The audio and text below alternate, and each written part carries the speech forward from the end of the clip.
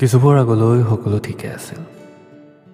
মই মোৰ আছিলোঁ, পৃথিৱীখন মোৰ আছিল। এতিয়া মই মোৰ নহয়।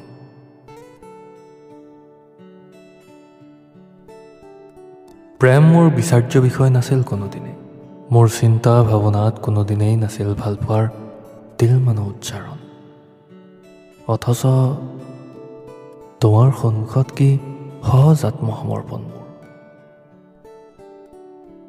মোৰ বগা চোলাটোত ৰঙাকৈ দাগ এটা পৰিছে।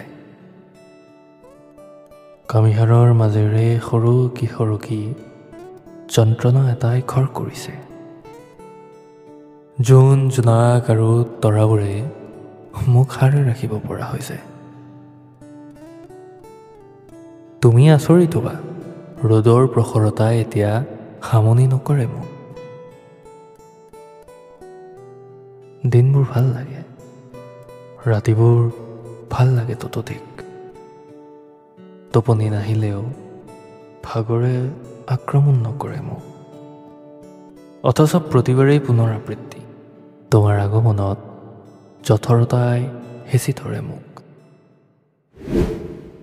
গধূলিটো উজাই অহা পৰতে তুমি বাছত উঠা, আৰু মই ৰৈ থাকোঁ তোমাৰ চাহটোৱে মোক টানি লৈ যোৱালৈ।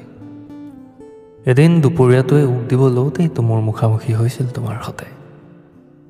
তুমি চাই ৰৈছিলা মোৰ চকুলৈ, আৰু মোৰ চকুৱে মুখে বিয়পি পৰিছিল মৰণ কাতৰ হালধীয়া। মোৰ ডিঙি মোৰ হাত সাৱটি এতিয়া বহি থাকে বেলি।